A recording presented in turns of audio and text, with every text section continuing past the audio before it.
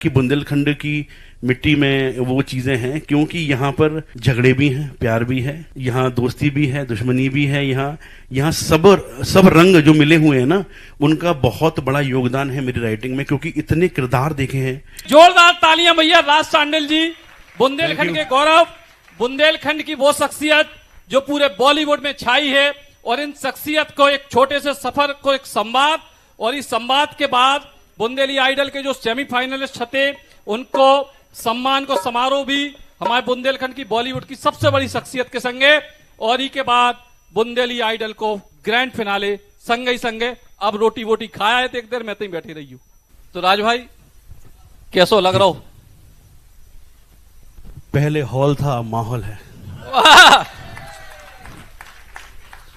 इतने लोग सुनने आए हैं, और खासकर जब आप एक लेखक होते हैं, और लेखक को सुनने वाले लोग कम होते, पढ़ने वाले लोग ज़्यादा होते हैं, और यहाँ इतने लोग सुनने आए हैं तो मैं बहुत बहुत शुक्रगुजार हूँ आप सभी लोगों का।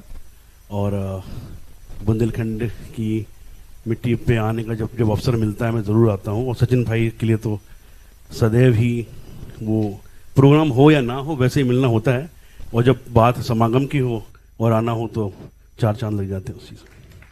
बहुत धन्यवाद भाई। और राज भाई को सफर जितना हमें पता है कि झांसी से निकले फिर मुंबई पहुंचे, अब लेकिन आज उनके ही जो है मुखारविंद से सुने। राज भाई सबसे जब झांसी से पहली बार निकले तो का सोच के निकले, और किते किते सीढ़ीबद्ध तरीके से आज थोड़ा सा अपनी जनता के बीच में? वैसे तो मैं अपनी कहानी जो है वो सोशल मीडिया के माध्यम से उन लोगों को बताता रहता हूँ, ताकि वो इसलिए नहीं कि मुझे कोई सहानुभूति या मुझे कोई कुछ उस तरीके की सिंपैथी के लिए, वो इसलिए बताता रहता हूँ ताकि लोग इंस्पायर हों उस कहानी से। आपको बताता हूँ, 6 सितंबर 2006 को मैं भोपाल से पंजाब मेल पकड़ के पहली बार गया था मुंबई। और पंजाब मेल एक ऐसी ट्रेन है, मतलब एक राइटर के लिए लाइनें बड़ी इंपॉर्टेंट होती हैं, तो वो 2 लाइन जिन पे वो ट्रेन गई थी वो बड़ी इंपॉर्टेंट थी मेरे लिए। और वहां 2006 में जाने के बाद ये लगा, जब वहां पहुंचे ऑलरेडी इतने राइटरों की भरमार है वहां, हर गली में राइटर, हर गली में राइटर, हर गली में एक्टर, हर गली में डायरेक्टर, हर गली में सिंगर। तो ऐसा क्या लिखा जाए, क्योंकि मुझसे बेहतर लिखने वाले बहुत सारे लोग ऑलरेडी वहां काम कर रहे थे, कि ऐसा मैं क्या लिख दूं जो लोगों की नजरों में आऊं, मेरा काम नजर में आए लोगों की। तो पहले तो जाके 1.5 साल हर शुक्रवार को भोपाल से मुंबई जाना, सैटरडे संडे वहां पर लोगों से मिलना, फिर संडे को शाम को फिर वो पंजाब मेल पकड़ के वापस आना, फिर यहाँ कॉलेज ज्वाइन करना, फिर 5 दिन यहाँ रुक के फिर जाना। ये 1.5-2 साल तक जब ये हुआ, उसके बाद ये समझ आया कि हाँ बॉम्बे में रहा तो जा सकता है, लेकिन किस बल पे? सिर्फ अपने टैलेंट के बल पे। और कोई हमारा ना कोई गॉडफादर वहां था, ना कोई ऐसे लोग थे जो उस तरीके को सपोर्ट कर सके। तो फिर जहन में ये आया कि लिखना जरूरी तो है ही, लेकिन जल्दी लिखने वाले की ज्यादा डिमांड है वहां। जैसे हमारे यहाँ तत्काल टिकटें होती है ना, फटाफट डबल पैसा दो और तुरंत। तो हुआ ये कि लिख सब रहे थे, मैंने ये कोशिश की कि मैं जल्दी लिख लूं। जो 1 हफ्ते में स्क्रिप्ट लोग दे रहे थे वो मैंने कहा कि मैं 3 दिन में दे दूंगा आपको। तो जैसे आजकल आप देखते हैं ना, बड़े से मोबाइल कंपनी जो काम कर रही है कि वो 999 में दे रहे हैं तो हम 799 में दे देंगे आपको। तो उस तर्ज पे जो मार्केटिंग थी वो एक बार काम आई। और एक बार ऐसा हुआ कि एक एपिसोड के सारे स्क्रिप्ट मैंने लिख के दे दी उनको। तो उन्हें ये लगा कि हाँ ये राइटर ठीक है, सही समय पर दे देता है चीजें, और सस्ता भी है अभी तो फिलहाल। तो वो पहली बार ऐसा हुआ जब एक कॉमेडी शो में किसी स्क्रिप्ट को स्टैंडिंग ओवेशन मिली, और 10-10 मार्क दिए जॉनी लीवर साहब ने, अर्चना पूरन सिंह, सतीश शाह ने। तो वो स्क्रिप्ट मैंने लिखी थी पहली दफा की टेलीविजन पे। और उसके बाद से वो दौर ऐसा शुरू हुआ कि फिर उस टीवी शो के लिए लिम्का बुक ऑफ रिकॉर्ड्स में नाम जो दर्ज हुआ वो आज तक वहीं का वहीं है। मुझसे ज्यादा शायद ही किसी ने लिखी हो अभी तक, तो ऐसा जहन में कोई आया नहीं है। ये कॉमेडी सर्कस के लिए तकरीबन मैंने 2500 स्क्रिप्ट लिखी हैं, और उनमें official unofficial, Krishna, Sudesh, Kapil, Bharti, VIP, Swapnil, Khyali, बहुत सारे लोग हिंदुस्तान के तकरीबन सभी कॉमेडियंस जिनको जिनको आपने सुना है, और बाकी भी और भी लोग हैं, अभी तो नाम नहीं लूंगा क्योंकि वो पाकिस्तानी है, तो अपने देश के लिए मैं पहले हूँ, उसके बाद बाकी लोगों के लिए भी लिखा, और फिर वहाँ से जर्नी की शुरुआत हुई, और वो शो काफ़ी लोगों ने पसंद किया। वो 7 साल मैंने वो शो लिखा, 2006-7 से लेकर 2013 तक वो शो लिखा, और उसमें वो एक्सपीरियंस जो था वो आगे फिर कंटिन्यू किया अपनी फिल्म्स में, अपने बाकी शोज़ में। कॉमेडी नाइट विद कपिल जब शुरू हुआ वो लिखा, उसके पहले लाफ्टर चैलेंज, उसके बाद मूवर्स एंड शेकर्स, जितने बड़े टीवी पे आपने शो देखे कॉमेडी के, वो तकरीबन उन सभी से सीखता हुआ, समझता हुआ, लिखता हुआ मैं यहाँ तक पहुँचा हूँ आज मंच तक। तो ये पर्दे के पीछे की बड़ी कहानी है कि जिन कॉमेडी जोक्स पे या जिन वन लाइनर्स पे आप लोग ताली बजात हो टीवी पे, चेहरा वो है और पीछे का किरदार राज सांडिल। ये आप बहुत सारे लोगों को शायद पहली बार पता चल रहा होगा, लेकिन भैया एक बहुत बड़ी महत्वपूर्ण बात है, अपन फिर फिल्मी सफर पर भी बात करें कि आपकी चाहे टीवी सीरियल के समय की बात हो या फिल्मों की, वन लाइनर आपके कमाल के होते हैं। तो वन लाइनर जो है हमें लगत के हर बुंदेली के सिस्टम में इनबिल्ट है, बिल्कुल। है ना। तो जो वन लाइनर जो व्यंग की शैली है, ये इसका बुंदेलखंड से ही सबसे बड़ा लाभ है। सर यहाँ क्या है मैं बताऊं, बुंदेली मिट्टी में ऐसी एक खुशबू है, बुंदेली मिट्टी में एक ऐसा डीएनए है कि बिना एक वन लाइन मारे तो कोई बात ही नहीं करता। पहली बात तो क्योंकि ज्यादा समय उनके पास भी नहीं है कि एक लाइन मारे खत्म करो, यू नो, समय व्यर्थ मत करो। तो ये अब से नहीं है, ये तो स्कूल टाइम से है, दोस्तों के बीच जब थे तब से है। उसके बाद धीरे धीरे ये आदत पड़ी कि ज्यादा लिखना भी नहीं है। मैं आपको बता दूं, जितने भी लोग यहाँ राइटिंग करते हैं या जो राइटिंग करना चाहते हैं या जो डायरेक्शन में जाना चाहते हैं, कि जो खराब राइटिंग है, खराब राइटिंग इसको कहते हैं, वो उतनी खराब नहीं होती जितनी ओवर राइटिंग होती खराब। आपकी जो अच्छा गलत सही वो जो है वो ठीक है, लेकिन ओवर राइटिंग ना करें। ओवर राइटिंग ही सबसे करियर को खराब करती है। अपनी लोगों को लगता है कि मैं और लिख दूं, लेकिन नहीं, उतना लिखिए कि सामने वालों को भूख बरकरार रहे कि और लिखवाना है इससे। वो हमेशा याद रखिए जो भी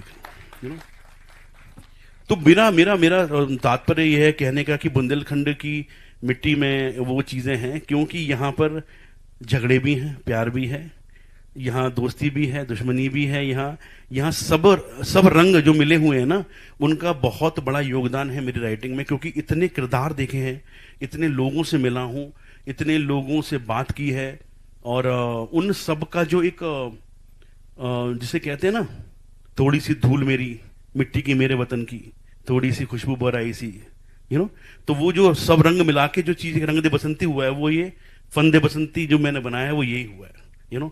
तो ये बुंदेलखंड की मिट्टी अपने परिवार, दोस्त, यार, आस पड़ोस के लोगों का ही योगदान है। जो आज मैं लिख रहा हूं वही सब चीजें हैं जो मेरे जहन में थी, जो मेरे जहन में यहां से आई हैं। तो मिट्टी की खुशबू जो है आपको किते से किते पहुंचा सकत है, जो आपके सामने प्रत्यक्ष उदाहरण। राज भैया, अब टीवी सीरियल से चले तो फिल्मों का सफर, फिल्मों की राइटिंग का, सब पहले राइटिंग से ही अपन आगे बढ़े, फिल्मों की राइटिंग कहां से शुरू हुई? फिल्म की राइटिंग यूं हुई कि कॉमेडी सर्कस जब अपने पीक पे था, बहुत सुपरहिट शो रहा। उस दौरान एक बहुत बड़े डायरेक्टर हैं मेरे फिल्म मेरे करियर में, सबसे बड़ा योगदान उनका रहा है, मिस्टर अनीस बाज़मी साहब, जिनकी आपने फिल्में देखी होंगी, no entry, welcome, Singh is king, प्यार तो होना ही था, बहुत सारी बड़ी बड़ी फिल्में। उससे पहले बतौर राइटर उन्होंने बहुत फिल्मों में काम किया, स्वर्ग में काम किया उन्होंने, मुझसे शादी करोगी से लेके, आंखें से लेके, बहुत सारी फिल्में उन्होंने की। तो उन्होंने एक दिन, उनके एसोसिएट का मुझे फोन आया कि ये जो लड़का है इसे बुलाओ डायलॉग्स करवाने फिल्म के। उन्होंने बताया नहीं फिल्म कौन सी है, उन्होंने मुझे बुलाया। वो एक वाक्य सुनाता हूं आपको, बड़ा इंटरेस्टिंग है। मैं कॉमेडी सर्कस लिख रहा था, उस दौरान फिल्म के लिए ऑफर आया कि आइए कुछ लिखवाना चाह रहे हैं साहब। मैंने कौन? कहते हैं अनीस बाज़मी साहब। मैंने कहा खुद राइटर हैं, फिर बुला रहे हैं मुझे, नहीं आइए कुछ। तो उन्होंने सिचुएशन दी, 2 सीन की सिचुएशन दी, बताया नहीं कि कौन सा फिल्म है। तो मुझे बोले कब तक लिख दोगे? मैं कहा अभी लिख देता हूँ, थोड़ा आधा घंटा दे दो। नहीं आधा घंटा मत लो, आप आराम से 1-2 दिन लो और 2 सीन लिख के लाओ। मैंने इसे 2 दिन लूंगा तो खराब कर दूंगा, क्योंकि 2 दिन वाली राइटिंग मेरे को आती नहीं, जल्दी वाली राइटिंग अभी सीखी है, वही हो रही है। हाल फिलहाल उन्होंने 1 दिन का वक्त दिया, मैं सीन लिख कर ले गया हूँ। अब जैसे आप बैठे हैं, अनीस बादमी साहब बैठे हैं, 2 एसोसिएट और बैठे हैं, राइटर्स, स्क्रीन पे राइटर सब बैठे हैं, और मैं इस तरह बैठा हुआ था जैसे अभी यहाँ बैठा हूँ। ऊपर एक पंखा था जो आवाज़ कर रहा था, बहुत ज़्यादा कट कट कट कट चल रहा था। मैंने कहा इसको बंद करवाओ जरा, ये थोड़ा डिस्टर्ब कर रहा है। अब वो बंद हुआ, मैंने सीन सुनाना शुरू किया, कोई ना हंसे, ना ये हंसे ना वो हंसे। मैं देख रहा हूँ, मैं क्या हो गया भाई इनको, है? या तो मैं ही गलत लिख के लाया हूँ या आज इनका मूड अलग है कुछ। अच्छा, 2 सीन, अब जब कोई हंसता नहीं है, सामने से रिस्पॉन्स नहीं आता है ना, तो 2 मिनट का सीन 2 घंटे का लगता है। कब खत्म हो, कब मैं निकलूं यहां से। दोनों से सीन मैंने सुनाए, कहते ओके ठीक है, ओके वेरी गुड करके उन्होंने, मैं बाहर आया हूं। मैंने कहा ये क्या, कैसे लोग हैं यार ये लोग, हैं? साला बुला के बेइज्जती कर रहे हैं, ना तो हंस रहे हैं ना बता रहे हैं कुछ, यार क्या है क्या। मैं कहा दोनों में से एक तो गलत है कोई, या तो ये या तो मैंने गलत हो नहीं सकते, इतनी फिल्में बनाई हैं। मैं कहा मैं ही गलत हूँ यार, मैं गलत फंस गया इन लोगों के चक्कर में। मैं घर पहुंचा हूँ, सावन कैसेट का फोन आया कि आइए बादमी साहब कल मिलने को बुला रहे हैं। मैंने कहा तुम पागल हो क्या, तुम लोग मिलने डेली बुला लेते हो, हंसते हो नहीं तुम लोग, हैं? कहते नहीं बुलाए आप बुला। मैंने कहा ऐसा मत किया करो यार तुम लोग। मैं अगले दिन गया तो कहते हैं एक फिल्म कर रहा हूँ मैं, फिल्म वेलकम का सीक्वल वेलकम बैक, और आप उस फिल्म के आप डायलॉग लिख दीजिए। मैंने सर आप हंसते तो हो नहीं है, 2 कल सुनाए। कहते नहीं हमने प्लान किया था, हंसेगा कोई नहीं। मैंने, आप पागल हो रहे हो यार, मैं बाहर जाके सुसाइड कर लेता, क्या करते आप? फिर कहते नहीं हमने प्लानिंग की थी कि ज्यादा हंसते हैं तो फिर ओवर कॉन्फिडेंस में आ जाते हैं लोग, ऐसा वैसा ये वो। मैंने ओवर कॉन्फिडेंस तो ठीक है, जो कॉन्फिडेंस था वो तुम वो क्यों मार दिया मेरा तुमने। फिर वो फिल्म की शुरुआत हुई, और वेलकम बैक जिन्होंने देखी हो यहाँ पर जितने लोग हैं, उदय मजनू, भगवान का दिया सब कुछ है मजनू, दौलत है शौहरत है इज्जत है, सुना है ना। तो वहां से फिर शुरुआत हुई राइटिंग में फिल्म की, और उसके बाद फिर सुहेल खान साहब ने मुझे बुलाया फ्री के अली के लिए, नवाजुद्दीन सिद्दीकी की फिल्म, उसके बाद संजय दत्त, उसके बाद फिर ड्रीम गर्ल मैंने लिखी, फिर ड्रीम गर्ल का फिर डायरेक्शन किया, फिर ड्रीम गर्ल 2, फिर ये, फिर वो, फिर आज जो जर्नी है वो चल रही है बिल्कुल उसी तरह से चल रही है। वेलकम बैक में सबसे कठिन मजनू भाई के डायलॉग थे कि उदय भाई के, या सबसे? दोनों में बताओ, दोनों टॉम एंड जेरी हैं। किसी की भी एक लाइन कम होती है तो मेरे पास आते थे, मुझे कहो कम दिया रे। और उधर अनिल जी एक अलग तरीके की पर्सनैलिटी है। ऐसा लगता है अनिल जी को कोई ऑन करके छोड़ गया है कि ये कब रुकेंगे, तो उस तरह की पर्सनैलिटी है, एकदम एनर्जी में है, अरे बट दोनों ऐसे लड़ते थे कि ये डायलॉग मैं बोलूंगा, ये डायलॉग मैं बोलूंगा, ये डायलॉग मैं बोलूंगा, ये डायलॉग मैं बोलूंगा। लेकिन वो बैलेंस उन्होंने इतना किया अपनी परफॉर्मेंस से, जो उन्होंने सीन्स किए हैं आपने देखे होंगे, और दोनों एक से बढ़कर महारथी हैं। तो लड़ाई झगड़े भी हुए, लेकिन फिल्म को देखा उन्होंने, अपने सिर्फ किरदार नहीं देखा, ओवरऑल फिल्म को देख के चले सब लोग। और आपको पता ही है वो ब्लॉकबस्टर फिल्म है, तो वो हर एक किरदार, हर एक वो शख्स जो जुड़ा हुआ है फिल्म से, उसको हमेशा फिल्म के बारे में सोचना चाहिए, सिर्फ अपने बारे में नहीं सोचना चाहिए कि मुझे क्या मिल रहा है, मुझे क्या मिल रहा है। एक फिल्म चलेगी तो सब चलेंगे, एक फिल्म नहीं चलेगी तो कोई नहीं चलेगा। तो ये उन्होंने बड़ा बैलेंस रखा और बहुत ही खूबसूरती से वो किरदार निभाए जो आप लोगों ने देखे हैं। बहुत जबरदस्त वो फिल्म, मतलब कॉमेडी की हमें लगता है सबकी फेवरेट फिल्मों में से एक है। जब ड्रीम गर्ल पे आए तो जो पूजा कहां से आई? पूजा की कहानी भोपाल की है, बताता हूँ आपको। मैं यहाँ जब रहा करता था अपने कॉलेज डेज में, तो मेरे एक जूनियर मेरे साथ रहते थे। तब आप किस को पता है, ऑर्कुट होता था, ऑर्कुट फेसबुक से पहले। आज की जनरेशन बता, जनरेशन जो आज की है उससे पहले बता दूं, एक ऑर्कुट था जहां से ये आज जो सब चीज चल रही है वो वहां से शुरू हुआ। तो साहब वो इंटरनेट पे, कंप्यूटर पे किसी से बात करते रहते थे दिन रात, और मुझे बोलते थे यार ये एक जो अपने स्टूडेंट लैंग्वेज में होती है, यार एक पटाखा फंस गई भाई। मैंने बोला कौन भाई? बोले ये ऐसी ऐसी लड़की है प्रिया नाम की, एंजल प्रिया थी, एंजल प्रिया, वो एंजल वही उसको मिली थी।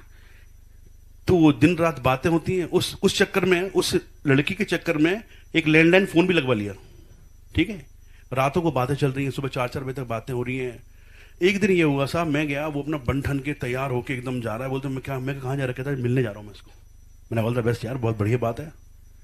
मेरे ख्याल में घंटा भर हुआ वो वापस आया गाली देता हुआ और शराब की बोतल लेके, ओल्ड मॉन्क, ठीक है। मैंने कहा क्या हो गया है, सेलिब्रेट कर रहा है क्या? कहते भाई वो लौंडा निकला। मैंने बोला कौन? प्रिया प्रवीण निकला। मैंने बोला क्या बात कर रहा है भाई? कहते कसम से मेरा थप्पड़ मार के आऊं तो। मैंने क्या तेरे को पता नहीं लगा? कहते भाई आप आवाज सुनोगे ना तो खर्चा कर डालोगे। तो मैंने बोला अच्छा। तो जहन में वो चीज रह गई थी। फिर जब कॉमेडी सर्कस लिखना शुरू हुआ, कॉमेडी नाइट लिखना शुरू किया, तो लड़कों को लड़की बनाने वाला जो फॉर्मूला है वो यहीं से लिया था मैंने। जहां पहली बार मैंने कैरेक्टर लिखा था गुत्थी, किसी को पता हो गुत्थी? सुनील ग्रोवर के लिए जो गुत्थी नाम मेरा दिया हुआ गुत्थी, तो वो फिर वहां से शुरुआत हुई। फिर कृष्णा को लड़की बनाना, चाहे वो सुदेश जी को बिल्लो बनाना, बहुत से जो किरदार थे, दादी बनाना अली असगर को, काफी कुछ जो चीजें हुई, उसकी ये जड़ जो है वो मुझे भोपाल से मिली थी। तो वो पूजा का जन्म वहां से हुआ है कि एक लड़का जो लड़की बन के लोगों से बात करता है। लेकिन फर्क इतना था कि वो पूजा लोगों को प्यार देती थी, उन्हें समझती थी, जो ड्रीम गर्ल की पूजा है, और उनका सहारा बनती थी। ये वो पूजा नहीं थी कि जो टाइम पास कर रही थी लोगों के साथ।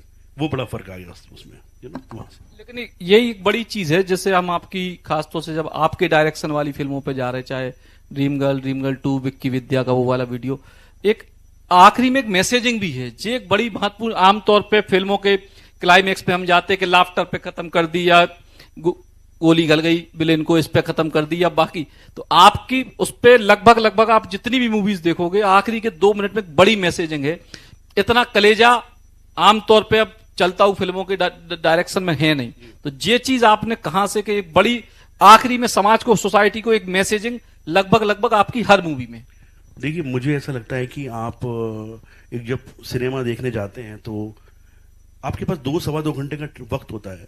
उस 2 घंटे में जो एज ए डायरेक्टर मुझे मेरी बात कहनी है, मुझे जो स्टोरी टेलिंग कहनी है, वो मैं 2 घंटे 5 मिनट में कह सकता हूँ। लेकिन बचे 5-7 मिनट में मुझे वो बात कहनी चाहिए जो सोसाइटी के लिए जरूरी है।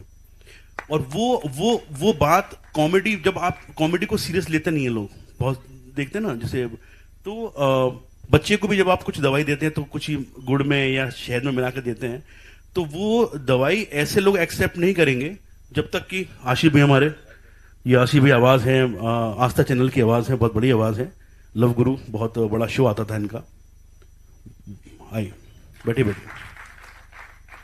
तो वो 2 घंटा के उसमें एक रिस्पॉन्सिबिलिटी एक डायरेक्टर की ये होती है, एक राइटर की ये होती है कि सोसाइटी को वो एक अपनी कॉमेडी के माध्यम से कुछ ऐसा मैसेज दें जो सोसाइटी के काम आ सके।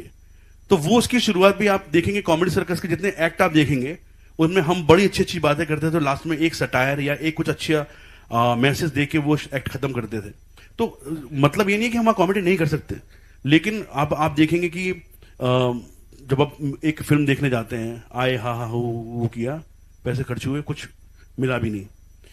मैं कोशिश ये करता हूं कि अगर कोई 100-200 रुपया खर्च कर रहा है तो कम से कम एक बात तो ऐसी लेके जाए मेरे फिल्म से जो जिंदगी भर उसके कहीं ना कहीं काम आए। इसलिए मैं फिल्म बनाता हूं। जबरदस्त बात, जैसे हमने कही कि जे सोच और जे कलेजा फिलहाल आज के दौर में अगर कहीं है तो बड़ा मुश्किल है। और अब जो बुंदेली समागम का मंच है, इसमें बहुत सारे यूट्यूब क्रिएटर्स आए, बहुत सारे सोशल मीडिया इन्फ्लुएंसर आए, बहुत सारे हमारी कक्कू भैया, हरिया भैया, नन्ना भैया, बुंदेली में बहुत सारी फिल्में सब हमारी पूरी टीम बनाती है। तो अब आज के दौर में जब हम हैं, जिसमें सोशल मीडिया के दौर में है, छोटी छोटी 60 सेकंड की लोगों की मेमोरी है, 60 सेकंड का क्रिएशन का वो है, तो ऐसी परिस्थिति में अब अपन कैसे इन लोगों को, या जो यूथ है बुंदेलखंड का, जो शॉर्ट फिल्में बनाना चाहता है, जो डॉक्यूमेंट्री बनाना चाहता है, जो बड़ी मूवीज बनाना चाहता है, इनमें तो सब्र ही नहीं है, चप्पल घिसने का मादा ही खत्म है ज्यादातर लोगों में। तो अब इनके लिए क्या सुझाव है? देखिए जो पेशेंस लेवल है ना, वो लोगों का बहुत कम हो गया अभी तक। आप देखें पहले, अभी मेरे ख्याल में जितने लोग यहां बैठे हैं, इनमें से गजल लास्ट कब सुनी थी आपने? 3 लोग हैं, देखिए 300 में, ठीक है, 3 लोग हैं सिर्फ, 4 लोग हैं मुश्किल से। वो 7-8 मिनट की जो गजल है वो सुनना हर किसी के बस की बात है नहीं। और अब समय आ गया है 20 सेकंड की रील्स का। तो मेरा शुरू से ये कहना था कि जो प्रोड्यूसर्स होते हैं और जो क्रिएटर्स होते हैं वो 2 अलग अलग लोग होते हैं। पेशेंस और पेशेंस का के बीच की जो दूरी है वो क्रिएटर्स की दूरी है, वो क्रिएटर्स का काम है। जो भी आप बनाएं, वो चाहे 2 मिनट का हो, वो चाहे 2 सेकंड का हो, वो चाहे 2 घंटे का हो, वो उतना बनाएं जितना बिक सके, जितना लोगों को मजा आ सके। उसका किसी भी टाइम ड्यूरेशन से कोई लेना देना नहीं है। फिल्म एनिमल बनी 3.5 घंटे की, शोले बनी 3.5 घंटे की, बहुत सारी फिल्में 3.5 घंटे की बनी है, वो लोगों ने देखी है, पसंद की है, ब्लॉकबस्टर हुई है। कुछ फिल्में 1.5 घंटे की बनी जो पसंद नहीं आई लोगों को। तो कंसर्न ये नहीं है कि आप कितने मिनट में क्या कर रहे हो, कंसर्न ये है कि आप क्या बना रहे हो और किसके लिए बना रहे हो, वो बड़ा इंपॉर्टेंट है। आप कितना बड़ा भी बनाए, कई दफा मैंने देखा है 7 मंजिला इमारत होती है, वो नहीं बिकती है, लेकिन 25 मंजिला इमारत बिक जाती है। तो कंसर्न आपका ये नहीं, इंटरटेनमेंट इंडस्ट्री है ये, लोगों को इंटरटेन करना बहुत ज्यादा जरूरी है। आप इंटरटेन नहीं करेंगे, आप सिर्फ अपने लिए बनाएंगे, लोग आपको भूल जाएंगे। क्योंकि अब जो कंपटीशन है बहुत ज्यादा बढ़ चुका है, हर किसी के पास कैमरा है, हर कोई डायरेक्टर है, हर कोई राइटर है। तो उसमें ये चीज जरूर करें, अच्छा सब कर रहे हैं, अच्छा ऐसा नहीं कर रहा, बहुत अच्छी चीजें हो रही हैं, लेकिन अलग क्या करूं। आप अच्छे के साथ अलग करेंगे तो आपको जरूर लाइमलाइट में आएंगे, और वो 2 मिनट हो चाहे 10 मिनट हो, डेफिनेटली लोग देखेंगे आपको। तो बड़ी महत्वपूर्ण सीख, और यही महत्वपूर्ण सीख में जो जैसे आपने पेशेंस लेवल जो जी पे एक आखिरी सवाल के, खास तौर से मुंबई का सफर, कोई भी लोग, चाहे आप हों, आशुतोष राणा जी, मुकेश तिवारी जी, गोविंद नामदेव, जो भी अपने बुंदेलखंड से जो भी लोग बॉलीवुड में गए, सबको एक बहुत लंबा संघर्ष को सफर रहो। अब संघर्ष बहुत ज्यादा लोगों की पसंद बचा नहीं है। तो अब इसीलिए आप देखो कि पिछले 10 साल में कोई बहुत बड़ा नाम बुंदेलखंड से बॉलीवुड में 5-7 साल में नहीं मिला। तो अब इस संघर्ष की तरफ दोबारा से खींचने के लिए क्या करा जाए? देखिए, पहले कहते थे बॉम्बे जा रहा हूँ, मुंबई जा रहा हूँ, अब तो बड़ा इजी हो गया है जाना। अब तो सोर्सेज बहुत ज़्यादा मिल रहे हैं, आप तुरंत किसी से मिल लेते हैं, आप किसी को जानते भी नहीं है वहाँ, तो आप इंस्टाग्राम या फेसबुक पे उसको टैग करके अपनी बात कह सकते हैं, लेकिन उस टाइम पर क्योंकि मोबाइल फ़ोन भी नहीं थे उतने, और इतने लोगों से मिलना जाना आना वो एक अलग बात है। अब क्योंकि इतना आसान हो गया है इसलिए लोग नहीं निकल रहे। आप समझिए, वो संघर्ष, प्रयास के बिना प्रकृति आगे नहीं बढ़ने देती। ये प्रयास बहुत जरूरी है। और हमारे यहाँ पर क्या, मैं जैसे पहले बताया आपको, आज की जो जनरेशन है उसको तुरंत हिट होना है, उसको तुरंत पॉपुलर होना है, तुरंत फेमस होना है, तुरंत अमीर बनना है। तो वो चीज नहीं होगी सर, वो नहीं हो सकती। मैं आपको एक एग्जाम्पल देता हूँ। एक चिड़िया के अंडे से एक बच्चा बाहर आ रहा था, थोड़ा सा मुंह बाहर निकला हुआ, एक हाथ बाहर निकला हुआ। एक बंदा देख रहा था उसको बड़ी प्रॉब्लम हुई कि यार क्यों बेचारी परेशान हो रही है ये। उसने अंडा तोड़ के उसको बाहर निकाल दिया। बाहर आते ही वो चिड़िया मर गई। क्यों मर गई? क्योंकि जो उसका संघर्ष था उसको आपने खत्म कर दिया। वो खत्म नहीं होना चाहिए। संघर्ष जब तक चलेगा तब तो वो गोल्डन डेज होते हैं आपकी जिंदगी के, जो आपको शार्प बनाते हैं, जो आपको ज़हीन बनाते हैं, जो आपको महीन बनाते हैं, जो आपको ये बताते हैं कि ये गोल्डन डेज अगर आपने पार कर लिए तो फिर आगे सुखी सुख है, फिर सब कुछ है। सुख पे आप डायरेक्ट आएगा, दुख तो आना ही है फिर, इसमें कोई दो राय नहीं है, कोई दो राय नहीं है। लिफ्ट से चढ़ने वाले लोग हैं, अब सीढ़ियां खत्म हो गई, लेकिन सीढ़ियां हमेशा मंजिल तक पहुंचाती हैं, लिफ्ट जरूर नहीं पहुंचाए। ये बात हमेशा ध्यान रखिए। और संघर्ष तो ये सही डायरेक्शन में कीजिए। कई लोग ये बोलते हैं यार उसका लक था, लकी था वो। तो लक की जो डेफिनेशन मैं आपको बताऊं, LUC के luck means labour under correct knowledge.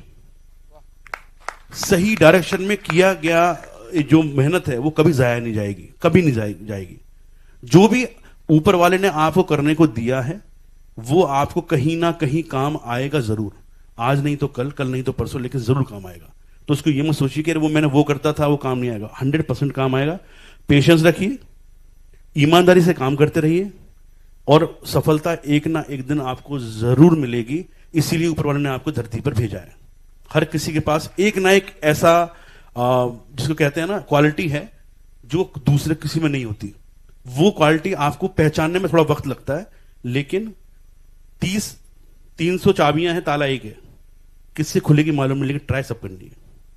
हो सकता है पहले से खुल जाए, हो सकता है 50वीं से खुले, हो सकता है 300वीं से खुले, लेकिन वो 300 चाबियों में वो चाबी है जो ताला खोलेगी, फॉर श्योर। बहुत जबरदस्त और प्रेरणादायी बातचीत भी और पूरे संघर्ष की कहानी भी। और राज भैया हमारे जब बुंदेली क्रिकेट लीग हमने कराओ जी के भाई हमारे राम मोहन जी उससे आए दिल्ली से विशेष तौर पे, जे भैया जे कह रहे हमने एक भी बॉल नहीं छोड़ी, न्यूज को बुलेटिन पढ़ते संग मैच देखते दिल्ली में। तो राज भैया बुंदेली क्रिकेट लीग के ब्रांड एम्बेसडर भी रहे और इस साल भैया के संग और आप सबके संग मिलके ये लीग को भी बहुत आगे और बड़ा बनाए। और भैया को कहो है कि वो लीग को भी अपन आईपीएल लेवल पे सब लोग मिलकर ले चले। तो फिलहाल राज भैया बहुत बहुत धन्यवाद आपका और शानदार बातचीत, जोरदार तालियां भैया हमारे बुंदेलखंड के नायक और कई नायकों को बनाने वाले लोग। अब अपने सपनों की पढ़ाई कीजिए अपने ही शहर के पास। सागर शहर से मात्र 12 मिनट की दूरी पर स्थित है ज्ञानवीर विश्वविद्यालय, जहां आपको मिले सुविधाजनक बस सेवा, आधुनिक कैंपस इंफ्रास्ट्रक्चर, अनुभवी शिक्षकगण और एक उज्जवल करियर की गारंटी। यहाँ उपलब्ध है प्रमुख पाठ्यक्रम जैसे management, pharmacy, agriculture, engineering, law, fine arts, hotel management, संगीत और नृत्य, पत्रकारिता और जनसंचार, परफॉर्मिंग आर्ट्स, जनरल कोर्सेज, शारीरिक शिक्षा, योग, पीएचडी सभी विषयों में। नए सत्र के लिए प्रवेश प्रारंभ हो चुके हैं। अधिक जानकारी के लिए संपर्क करें 977 0 522 117 या 977 0 523 279।